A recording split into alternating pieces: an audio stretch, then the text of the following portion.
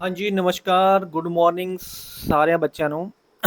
तो आज हम करेंगे आईबीपीएस क्लर्क का जो पेपर है, फिफ्थ पेपर हम सोल्व करने जा रहे हैं।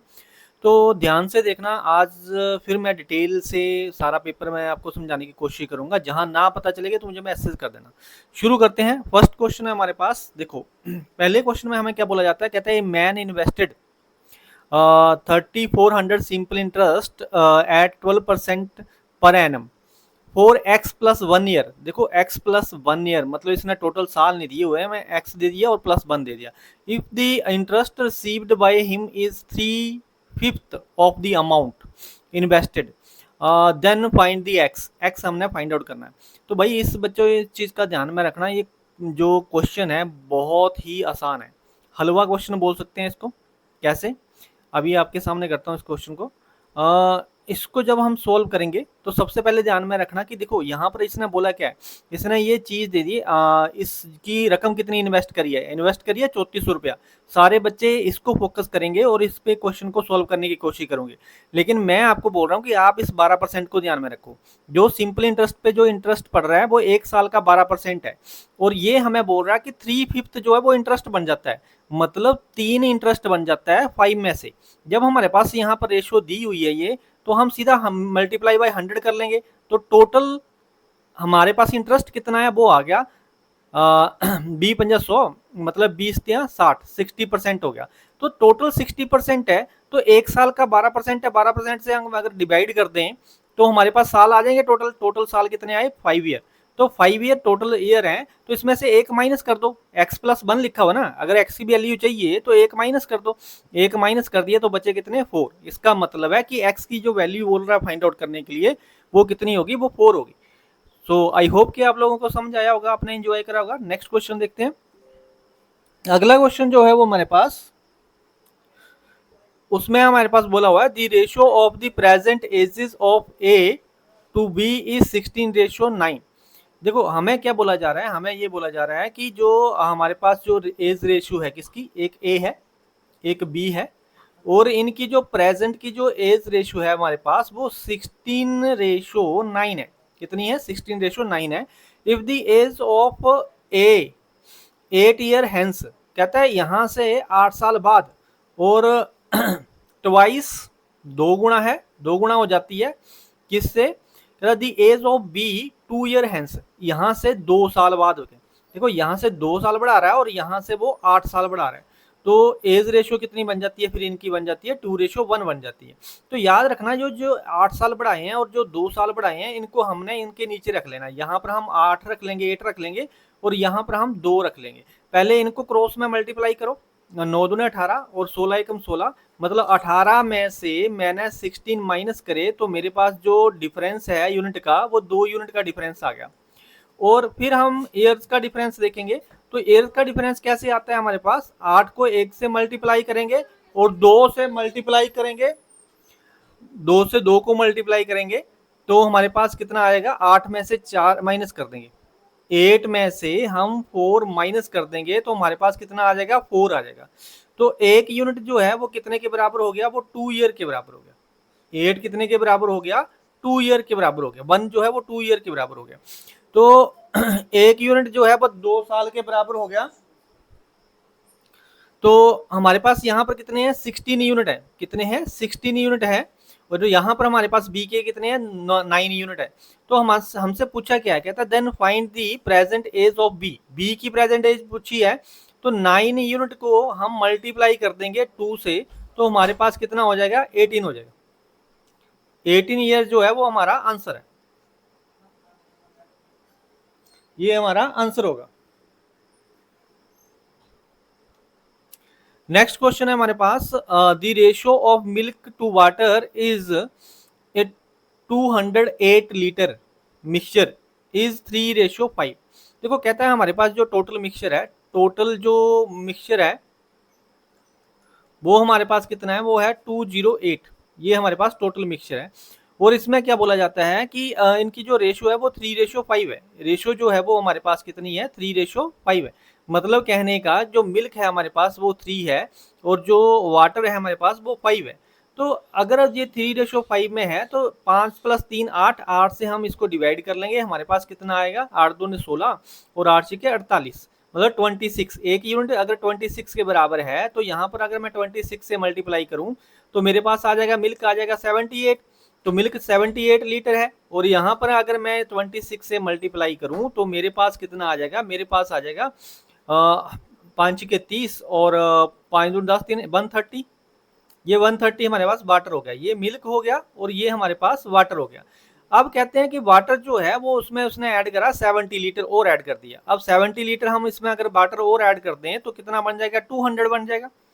तो उसके बाद क्या कहता है, the mixture then the ratio of milk and water in the resultant mixture becomes 7:10। तो जो रेशो बन जाती है वो कितनी बन जाती है, 7:10 बन जाती है। अगर 7:10 बन जाती है तो मतलब 200 जो है वो 10 यूनिट के बराबर है।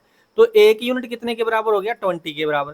तो 20 को 7 से हम मल्टीप्लाई करेंगे तो हमारे पास जो है 140 आ जाएगा। कितना आ जाएगा, 140। इसका मतलब क्या हुआ, इसका मतलब ये है कि पहले मिल्क 78 था, अब कितना हो गया, 140 हो गया। तो 140 में से अगर 78 हम माइनस कर दें तो हमारे पास बचा कितना, हमारे पास बचा 62 लीटर। तो इसका मतलब है कि हमने इसमें जो वाटर ऐड सॉरी जो मिल्क ऐड करा है, वो जो मिल्क की क्वांटिटी है एक्स है, एक्स जो है उसके एक्स की वैल्यू है 62। आई होप कि समझ में आया होगा। अगला क्वेश्चन देखते हैं। कहता देयर आर 3 पॉजिटिव इंटीजर, तीन 3 जो है वो 3 पॉजिटिव इंटीजर्स हैं, ए बी और सी। 3 जो है वो पॉजिटिव इंटीजर्स हैं। ए इज 8 मोर देन सी, ए जो है वो सी से कितना ज्यादा है भाई, ए जो है वो सी से 8 ज्यादा है, ठीक है। और उसके बाद कहता है कि the sum of A and B is 26। A और बी का जो सम है वो 26 है, हमारे पास कितना है, 26 है।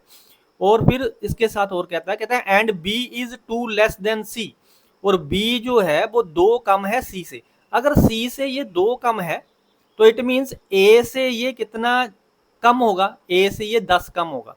ए से कितना कम होगा, 10 कम होगा। इसका मतलब ये है कि ए और ए प्लस बी जो है वो हमारे पास है 26, और a माइनस बी जो है वो हमारे पास क्या है, वो 10 है।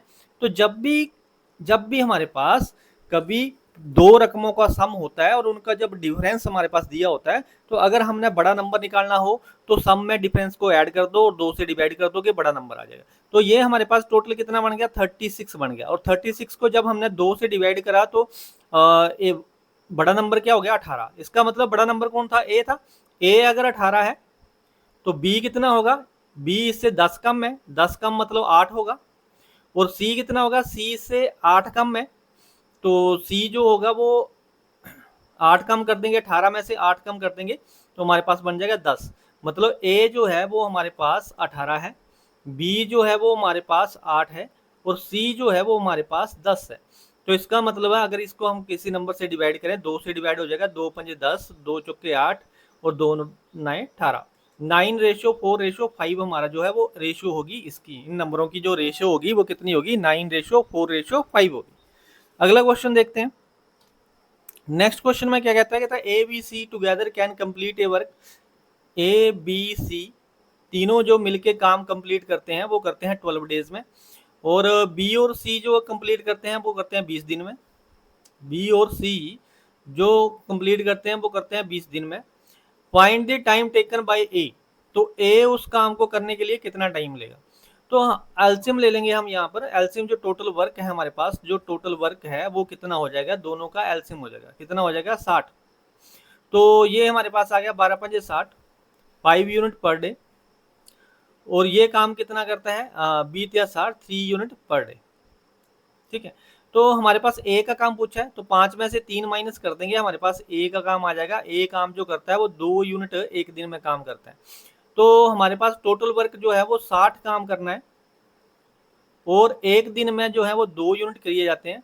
तो टोटल टाइम कितना लग जाएगा, कितने दिन लग जाएंगे, 30 दिन लग जाएंगे। कितने दिन लग जाएंगे, 30 दिन लग जाएंगे। आई होप की बात समझ में आ गई होगी। तो 30 डेज जो है वो टोटल आपके पास लग जाएंगे। अगला क्वेश्चन है, ए 300 मीटर लॉन्ग ट्रेन, एक ट्रेन जो है वो ए वो कितनी लंबी है, वो है 300 मीटर लंबी। 300 मीटर जो है वो लंबी ट्रेन है।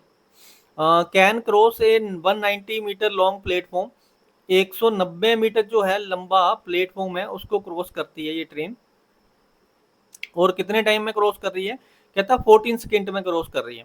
तो हमारे पास जो है जब भी हमने, और हमें ये भी बताया हुआ है प्लेटफॉर्म को क्रॉस करती है 14 सेकेंड में।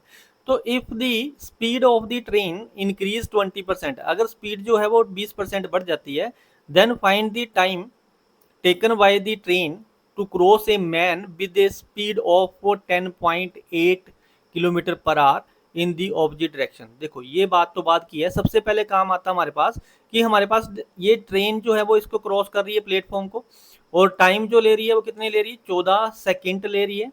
तो आपको पता है कि हमने स्पीड निकालनी है, तो स्पीड का फार्मूला क्या होता है, स्पीड का फार्मूला होता है डिस्टेंस अपॉन टाइम।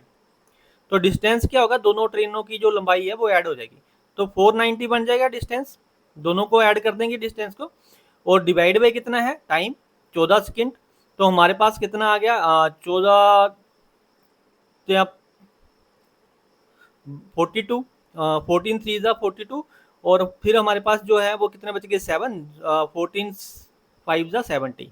तो 35 मीटर पर सेकेंड जो है वो हमारी स्पीड आ गई।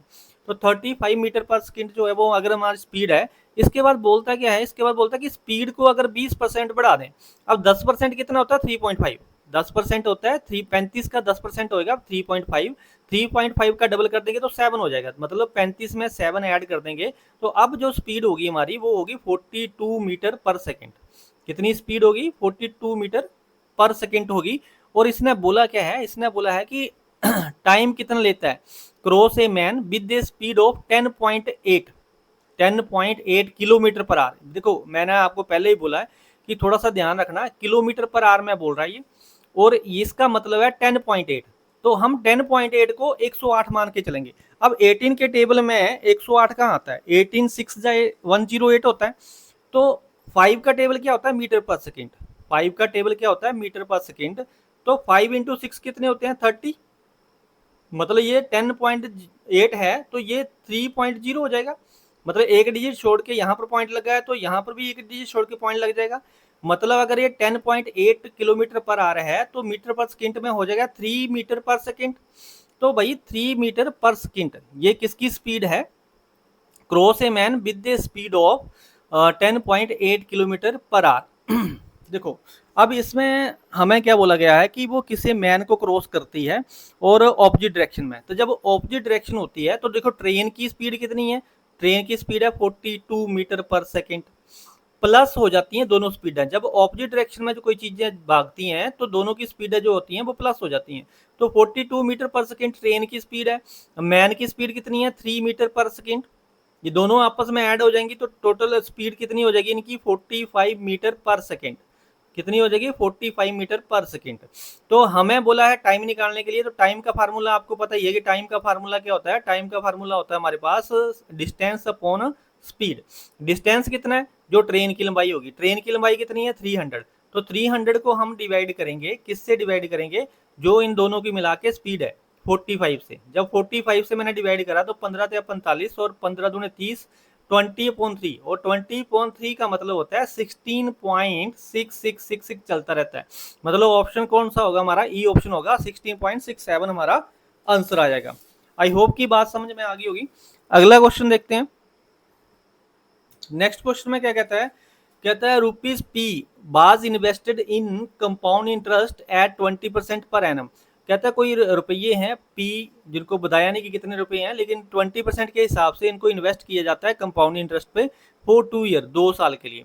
And the total amount after 2 year, 2 साल के बाद जो अमाउंट है वो है 8064, फाइंड द पी। देखो प्रिंसिपल हमने फाइंड आउट करना है, तो हमारे पास जो है वो अमाउंट दिया हुआ है, और अमाउंट जो है वो हमारे पास कहता है कि जो ब्याज जो है वो 20% है।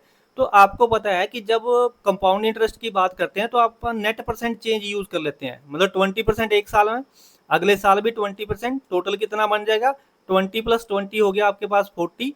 और आपको पता है कि एक बार हम इसको 100 से डिवाइड करेंगे तो 2 जीरो चली जाएंगी और फिर मल्टीप्लाई कर देंगे, 2 दूने 4 प्लस के 4 और ऐड हो जाएंगे तो ये बन जाएगा आपके पास +4 44% ओवरऑल बनेगा।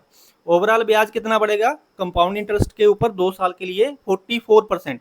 अब एक चीज का ध्यान रखना कि ये हमारे पास अमाउंट दिया हुआ है। अमाउंट का मतलब क्या होता है, प्रिंसिपल प्लस CI दोनों को मिला के बनता है अमाउंट। तो प्रिंसिपल कितना होता है 100% है, अपने आप में 100% होता है, प्लस ब्याज कितना 44% है। तो टोटल जो ये अमाउंट है 8064 वो कितने परसेंट के बराबर हो गया, 144% के बराबर हो गया।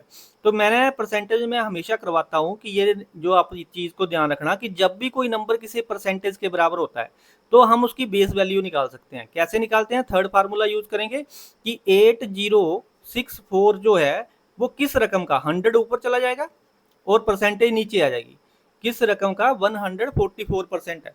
तो अब डिवाइड करना है हमने। देखो यहाँ पर भी बच्चों को प्रॉब्लम कि 144 से 8064 को डिवाइड कैसे करें, बड़ी तकलीफ होगी। तो इसमें आपने क्या करना है, लास्ट डिजिट देखना है। ये 4 है हमारे पास, हम 4 को किससे मल्टीप्लाई कर गए, ऊपर भी 4 है तो 4 बन जाए। तो 4 को हम अगर 6 से मल्टीप्लाई करें तो हमारे पास 4 बन जाएगा। तो 6 लिख लो ऊपर, लास्ट वाले डिजिट के ऊपर वाली रकम का काट दो। हमारे पास रकम क्या बच गई 144। 144 को हम मल्टीप्लाई करेंगे और जो लास्ट ये हमारे 3 डिजिट बचे हैं 806 यहाँ तक पहुंचेंगे। अब ये भी प्रॉब्लम है क्योंकि 144 को मल्टीप्लाई कैसे करें। तो आप क्या करो, 144 का ये जो लास्ट वाला 4 है उसको हटा दो, ये हटा दिया। ऊपर जो रकम है 806 इसका 6 हटा दो, बचा क्या आपके पास, एक तरफ बचा 80 और एक तरफ बचा 14। 14 का टेबल आपने 80 तक पढ़ना है। 14 का टेबल जब पढ़ेंगे तो 14 5 जा 70 होते हैं और 14 6 जा 84 हो जाएंगे, मतलब 80 से बड़ी हो जाएगी रकम जब 6 पे जाएंगे। तो इसका मतलब है कि आपने सिर्फ और 14 इंटू 5 करना है, मतलब ऊपर 6 के साथ क्या आ जाएगा 5 आ जाएगा। तो रकम क्या बन जाएगी 56। 56 इंटू 100 कर लेना, आपका आंसर आ जाएगा 5600। तो भाई ये फंडा हमेशा काम आता है, इसको थोड़ा सा ध्यान से करना। जब भी बड़ी बड़ी कैलकुलेशन फंसती हैं तो इससे बड़ी आराम से निकल जाता है। तो ये आपका आंसर आएगा 5600। आई होप की बात क्लियर हो गई हो। इसको दूसरे मेथड से भी कर सकते हैं। अगर आपको ये नेट परसेंट चेंज का जो वैसे देखा जाए तो ये नेट परसेंट चेंज बिल्कुल इजी कर देता है। अगर आपको नहीं समझ आ रहा है तो आप ऐसे कर सकते हो कि इसकी होल वैल्यू बना सकते हो। 20% की फ्रैक्शन होती है 1/5 और इसमें +1 करेंगे तो आपके पास बन जाएगा 5 से रकम जो बन जाएगी होल वैल्यू बन जाएगी 6 बन जाएगी। तो इसको 2 बार लिख लो, एक तरफ आ गया आपका 25, एक तरफ आ जाएगा 36। अब आपके पास जो दिया अमाउंट दिया है, अमाउंट आपका यहाँ पर क्या बन रहा है 36 बन रहा है। तो आप क्या करो 8064 को डिवाइड कर लो 36 से और मल्टीप्लाई कर दो 25 से, तो भी आपका एग्जैक्ट आंसर आ जाएगा 5600। आई होप की बात समझ में आई होगी। अगर ना पता चले तो मुझे मैसेज कर लेना कमेंट में, दोबारा समझा दूंगा। नेक्स्ट क्वेश्चन पे चलते हैं।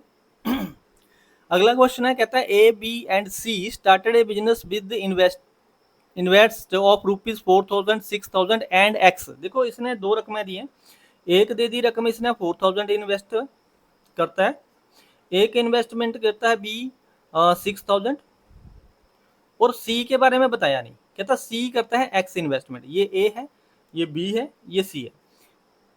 अब कहता है and the X after 1 year profit sharing of B is ₹2400 out of the total profit ₹7200। देखो यहाँ पर क्वेश्चन बिल्कुल इजी हो जाता है। आपको पता है कि जो प्रॉफिट इन्वेस्टमेंट की जो रेशो होती है वो प्रॉफिट शेयरिंग की रेशो के इक्वल होती है। तो आप यहाँ पर देखो रेशो बनाओगे तो हमारे पास कितनी बन जाएगी, आपके पास बन जाएगी 2 से चला जाएगा, 2 2 जा 4, 2 3 जा 6, मतलब ए और बी की जो रेशो बनती है 2:3 बनती है। जब ए रेशो बी की जो रेशो बन रही 2:3 बन रही तो प्रॉफिट शेयरिंग की रेशो भी यही होगी। मतलब बी का जो शेयर होगा यहाँ पर अगर हम देखें तो बी का जो प्रॉफिट शेयर मिला है वो 2400 मिला है। कितना मिला 2400। तो 2400 को मैं 3 से डिवाइड करूंगा क्योंकि इसकी रेशो जो बी की है वो 3 है। जब 3 से मैंने डिवाइड करा तो ए की रेशो 2 है तो 2 से मल्टीप्लाई कर दूंगा। तो मेरे पास कितना आ गया 24 को डिवाइड करा 3 से तो 800, 800 को मल्टीप्लाई करा 2 से तो 1600। मतलब ए का जो शेयर है प्रॉफिट शेयर वो 1600 है, बी का कितना है 2400, सी का कितना हो गया, आप जो टोटल रकम सी 7200 इसमें से माइनस कर दो। तो अगर 7200 में से मैं अगर माइनस कर देता हूँ 2400 प्लस 1600 4000 हो गया तो 3200 बच गया। तो सी का शेयर कितना हो गया 3200 हो गया, सी का शेयर कितना हो गया 3200। तो अब यहाँ से हमें जो है ना तीसरे की रेशियो पता चल जाएगी। यहाँ पहले की दो की तो वही है 2:3 है। अब तीसरे की रेशियो क्या होगी? अब दो कैसे आ रहा है? 8 से मल्टीप्लाई करके, 8 दूने 16, 8 तें 24, 8 चौके 32, मतलब तीसरे की जो रेशियो बनेगी सी की वो 4 बनेगी। अगर रेशियो 4 बन रही है तो यहाँ पर हमारे पास जो सी की रेशियो अगर 4 है तो देखो बी का जो शेयर था वो 6000 था। 3 से अगर मैं डिवाइड करूं तो एक यूनिट कितने के बराबर हो जाएगा? देखो 6000 जो था वो बी का शेयर था। तो अगर इसको मैं 3 से डिवाइड करूं और सी का जो रेशो बन रही 4 बन रही, तो 4 से मल्टीप्लाई कर दूंगा। 3 से मैंने डिवाइड करा तो एक यूनिट आ गया 2000 के बराबर, और फिर इस 2000 को 4 से मैं मल्टीप्लाई कर दूंगा तो मेरे पास जो है वो सी का शेयर आ जाएगा कितना? 8000। तो इसी तरह हम बता सकते हैं कि जो सी का जो एक्स की जो वैल्यू थी वो कितनी थी? वो थी 8000। तो इसका जो आंसर है वो डी ऑप्शन होगा 8000। आई होप की बात समझ में आई होगी। अगर ना पता चले तो मैं दोबारा फिर से बोल रहा हूँ कि कमेंट करके मुझे बता देना, मैं दोबारा करवा दूंगा। अगला क्वेश्चन है, कहता है pipe A and B can fill a tank in 10 minute. A और बी दो पाइपें हैं वो टैंक को फिल करती हैं, सॉरी, ए फिल करती है 10 घंटों में। ए जो पाइप है वो फिल करती है 10 घंटों में, बी जो पाइप फिल करती है वो 15 घंटों में फिल करती है किसी टैंक को। And the pipe C empty fill tank in 20, और सी जो है वो पूरे टैंक को खाली कर देती है 20 घंटों में। तो इनका अगर हम एलसीएम लें तो एलसीएम कितना आ जाएगा हमारे पास? 60 आ जाएगा। तो 10 के 60, 6 लीटर पर आवर जो है वो पानी डाल रही है ए पाइप। दूसरी बी पाइप जो है वो 15 चौके 60, 4 लीटर पर आवर जो है वो पानी डाल रही है। तीसरी पाइप जो है सी वो पानी बाहर निकाल रही है, इसलिए मैंने यहाँ पर माइनस का निशान लगाया। तो 20 से मैं 60 को डिवाइड करूंगा तो 3 लीटर जो है ये पाइप जो है वो पानी बाहर निकाल रही है पर आवर। हमें पूछा है कि तीनों पाइपें जब इकट्ठी होके टैंक को फिल करेंगी तो कितनी देर में फिल हो जाएगा? तो भाई टोटल जो है वो 60 लीटर है। जब तीनों पाइपें ओपन होंगी तो क्या होगा? ये ए पाइप 6 लीटर पानी डालेगी, बी पाइप 4 लीटर डालेगी, टोटल 10 लीटर हो गया, और सी पाइप 3 लीटर बाहर निकाल देगी। तो 10 में से 3 चले जाएंगे, तो जो तीनों जब काम करेंगी पाइपें हैं तो टैंकी में जो पानी डलेगा वो सिर्फ 7 लीटर डलेगा 1 घंटे में। 1 घंटे में 7 लीटर डलेगा तो पूरा 60 लीटर का जो टैंक है वो कितनी देर में फिल होगा? तो 60/7। तो हमारा आंसर क्या होगा? 60/7। ये ई ऑप्शन जो लिखा हुआ है आपके पास 60/7 जो है वो आपका आंसर आएगा। नेक्स्ट क्वेश्चन देखते हैं। अगले क्वेश्चन में क्या कहता है? अगले क्वेश्चन में कहता है a truck can cover 80 kilometre in 5 hours. देखो 80 किलोमीटर जाता है कितने घंटे में? 5 घंटों में। तो इसकी स्पीड कितनी हुई? डिवाइड बाई 5 कर लेंगे तो 16। तो इसकी जो स्पीड हुई वो 16 किलोमीटर पर आवर हुई। The speed of the truck and a car are in the ratio 2:5। देखो ट्रक की जो स्पीड और जो कार की स्पीड की जो रेशियो है वो है 2:5 है। तो हमें पूछा है find the total distance covered by the car in 4 hours. तो वही पहले तो स्पीड निकालनी पड़ेगी कार की। अगर इसकी 16 है, किसकी? ट्रक की अगर 16 है तो इसके 2 रेशो बनती है, मतलब 2 यूनिट बनते हैं, तो 2 से हम डिवाइड करेंगे और 5 से हम मल्टीप्लाई कर देंगे क्योंकि कार की स्पीड हमने निकालनी है। तो कार के पास कितने यूनिट है? 5 यूनिट है। 2 से डिवाइड करा 8 आ गया, 8 पंजे 40, मतलब जो कार की स्पीड है वो 40 किलोमीटर पर आवर है। अगर 40 किलोमीटर पर आ रहा है तो 40 इंटू 4 आर में बताया कि इतनी किलोमीटर जाएगी, तो 40 इंटू 4 कर लेंगे तो 160 किलोमीटर जो है वो आपकी जो है कार जाएगी कितने घंटों में? 4 आवर में। आई होप कि समझ आया होगा। अगला क्वेश्चन देखते हैं। The ratio of the weight of A to B is 1:2 and the weight of A to C is 2:3 respectively. If the average weight of all A, B, C is 18 kilogram, then find the weight of B। देखो simple question है। इसमें क्या है, हमारे पास A, B, C दिए हुए हैं, 3 दिए हुए हैं हमारे पास। हम लिख लेते हैं एक बार, A, B और C दिए हुए हैं। और इसमें जो रेशो दी है क्या बोला है? बोला A to B की जो रेशो है वेट की वो 1:2 है। और फिर जो रेशो दी हुई है वो A to C दी हुई है। तो A की कितनी है? 2 है, और C की कितनी है? 3 है। तो भाई इसको ना सीक्वेंस में लिखना, मतलब कि जो कॉमन होता है उसको हमने मिडिल में लिखना होता है। पहले हम B लिख लेंगे, फिर हम A लिखेंगे, फिर हम C लिखेंगे। तो पहले जो रेशो है हमारे पास वो है 2:1। फिर जो रेशो है हमारे पास A to C वो है 2:3। तो हमारे पास रेशो कितनी बन गई है? 2 टू ज़ा 4, एन फार्मूला यूज करेंगे, 2 टू ज़ा 4, बी की आ गई 4, 2 वन ज़ा 2, ए की आ गई 2 और सी की आ गई 3 वन ज़ा 3। तो इस तरह से जो रेशो बनी हमारे पास, अगर ए बी सी के नीचे लिखना चाहते हो तो ए बी सी के नीचे लिख लेना, लेकिन इतना ध्यान रखना कि बी के पास 4 यूनिट है। कितने यूनिट है? 4 यूनिट है। बी की पूछी हुई है इसने वेट किसका पूछा है? बी का। अब हमें बोला हुआ है कि ए बी सी का जो एवरेज है वो 18 है। एवरेज का मतलब क्या होता है? एवरेज का मतलब होता है हर एक पर्सन 18 का है।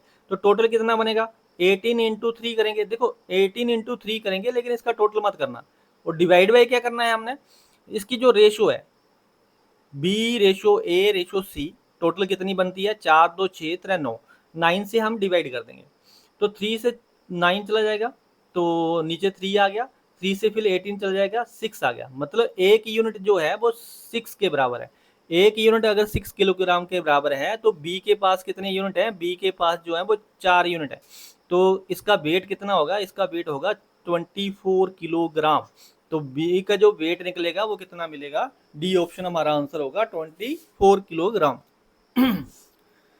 नेक्स्ट क्वेश्चन है हमारे पास, कहता the perimeter of the rectangle is 92 centimetre. कहता पेरीमीटर है रेक्टेंगल का, आपको बता देता हूँ कि पेरीमीटर क्या होता है। जैसे ये हमारे पास रेक्टेंगल है, इसकी सारी साइडों को ऐड कर देंगे तो हमारा पेरीमीटर होगा ये।